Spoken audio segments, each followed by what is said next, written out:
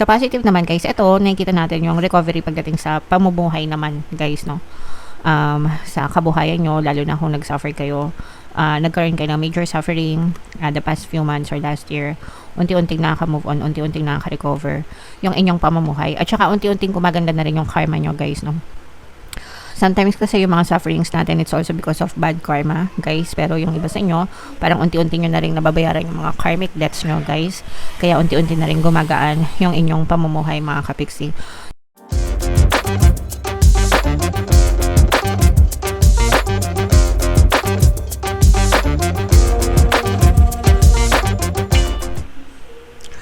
Hello guys, hello Virgo, welcome back to Pinay Pixie Tarot. Ang pamagat ng episode natin for tonight is monthly taroscope para ngayong March para sa Virgo, Sun, Moon, Rising Sign, and Venus. Unahin natin tong deck. Wow, grabe! Ito yung mga angel message para sa inyo guys. Unang message pa lang guys, abundance agad. No, abundance, pagpapala, kasaganaan mga kapiksi. So, i-main-main nyo na to. Sa comment section, mind abundance, mind pagpapala, mind kasaganaan. And i-welcome nyo to sa buhay nyo mga kapiksi, no? Palagi kayong magpasalamat sa lahat ng mga blessings na meron kayo guys. Palagi ko yan sinasabi sa inyo. Kahit gaano kaliit, kahit gaano kalaki ng mga blessings, dapat palagi yung pinagpapasalamat. And the more na nagpapasalamat kayo guys, the more na na-attract nyo yung blessing sa buhay nyo. So, meron akong secret affirmation na i-share sa inyo guys. Secret yun, no? Kasi secret ko lang yun. So, yung favorite na affirmation na sinasabi ko when it comes to gratitude: thank you God, thank you universe for all the blessings that you are giving me. Can you please give me more? Okay? So, ibig sabihin, nagpapasalamat kayo sa mga blessings na meron kayo, and you're also asking to give you more blessings mga kapiksi. Okay? So, again guys, i-comment nyo sa comment section, thank you God, thank you universe for all the blessings that you are giving me. Can you please give me more? Okay? So, kabisaduhin nyo yan. Secret lang natin yan guys. Kayo lang nakarinig niyan, okay? So, gawin nyo siyang bahagi ng affirmations nyo, guys, para talagang ma-attract nyo yung abundance sa buhay nyo. Kapag ka nakatambay kayo dito sa channel natin, guys, marami talaga kayong matututunan sa akin. Okay? So, another message for you, Virgo. Take action. Syempre guys, nasa Diyos ang awa, nasa tao ang gawa, no? So, anong silbi nitong abundance na to kung hindi naman kayo kumikilos mga kapiksi? So, make sure na nagdadasal kayo, yes, nag-affirm kayo, yes, and syempre sabahan nyo ng pagkilos, no? Take action sa inyong physical reality. Dapat yung kilos nyo is aligned dun sa mga desires nyo, dun sa mga pangarap nyo, para talagang makakita kayo ng mga positive results guys. So, kung gusto nyo maging abundant yung buhay nyo, kumilos kayo, no? Kumilos kayo, magtrabaho kayo, and of course, sabayan ng prayers, affirmations, and positibong mental diet guys.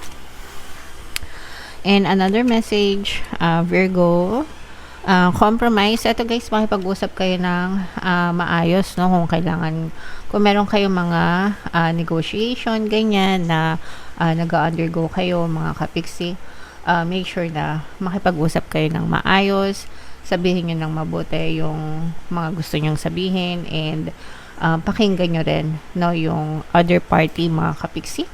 And para mag-agree kayo, magtugma kayo guys, dapat in mutual agreement kayo ng kabilang side or kabilang party, mga kapiksi. So, learn to compromise guys.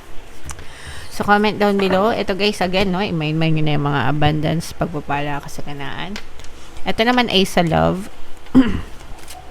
So, tingnan naman natin yung mga love message para sa inyo guys. So, yung first, ito guys, kung ano lang yung makaresonate ha, kasi iba-iba kayo ng mensahe. So, una guys is deception. So, someone is wearing a false mask. So, may nanloloko, may sinungaling, may nanloloko, merong dishonest, disloyal. So, it's either ikaw ito or yung person mo. Pero most of the time, person nyo yun. Kasi sometimes, nanonood ng mga tarot reading yung mga tao dahil naguguluhan sila. So, for some of you guys, maaring niloloko kayo ng person nyo.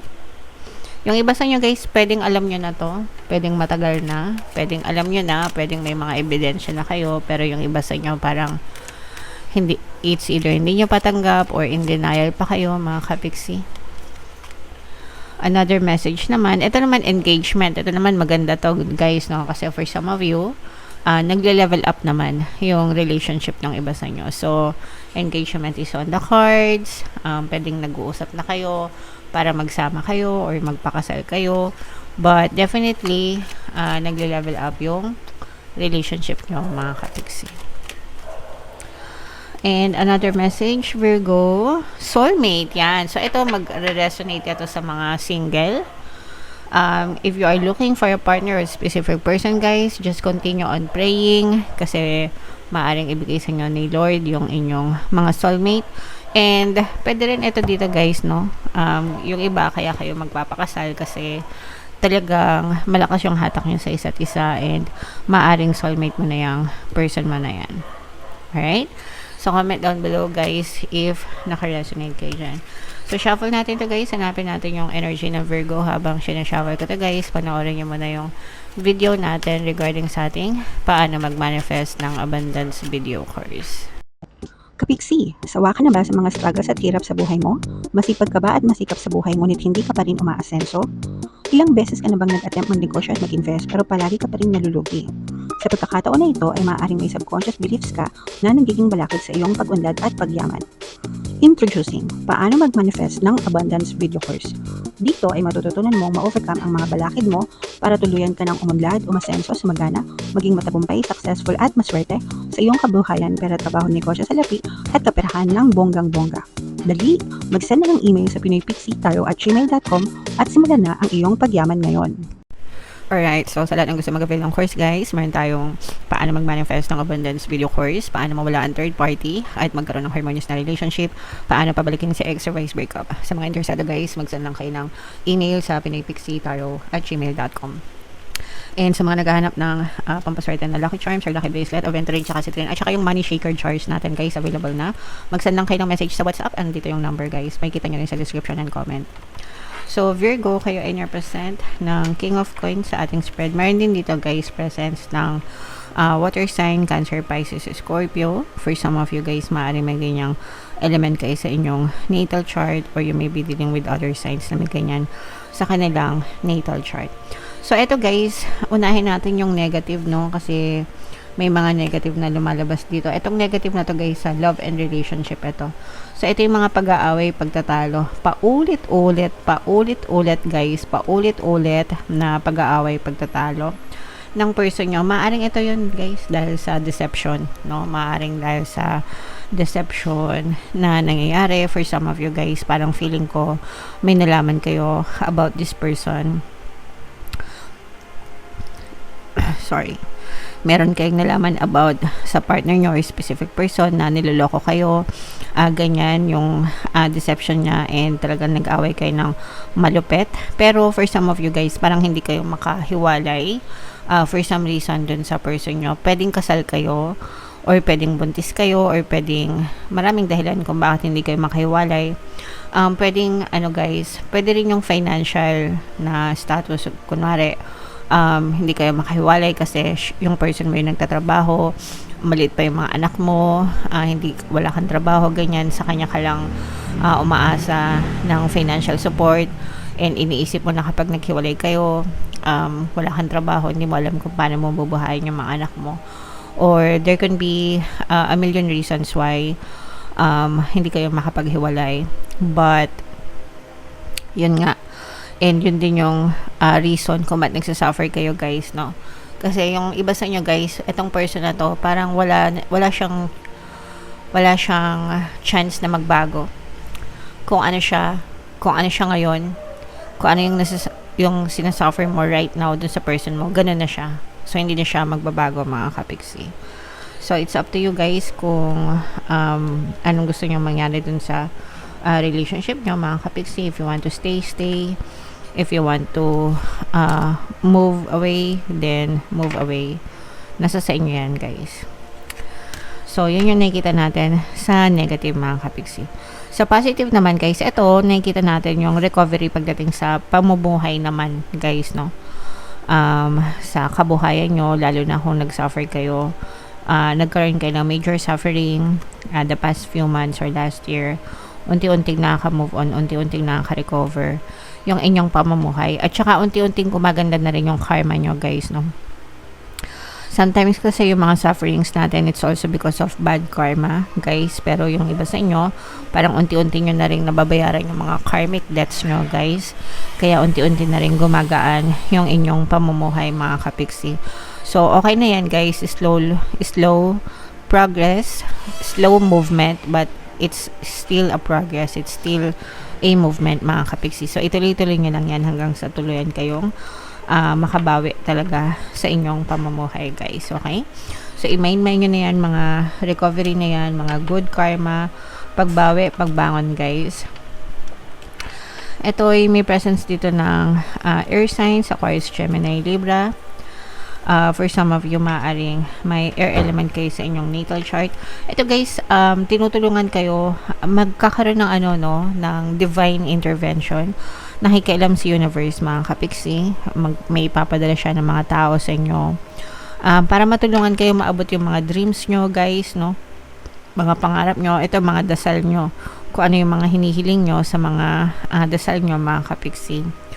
Makaka-experience kayo ng mga movement sa physical reality nyo. Tapos masasabi nyo, ito yung mga dinadasal ko. Ito na, nagkakataon. Ito na yung mga dinadasal ko. Okay? So, yeah.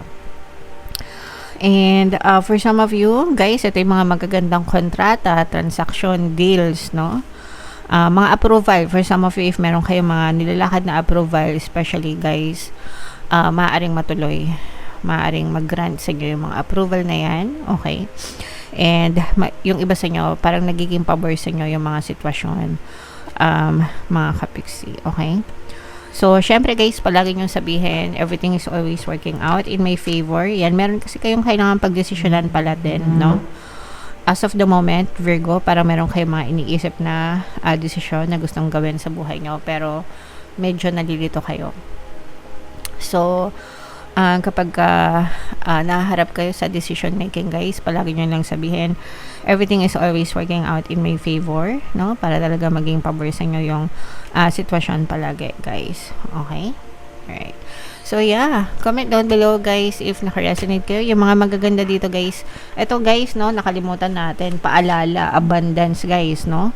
Abundance. Huwag nyo yan kalimutan. Nasa nyo yung energy nyan. So, pagpapalain talaga kayo. So, ito yung ating 2026 kapalaran, guys. Ito naman yung ating success stories ng paano mag-manifest ng abundance video course.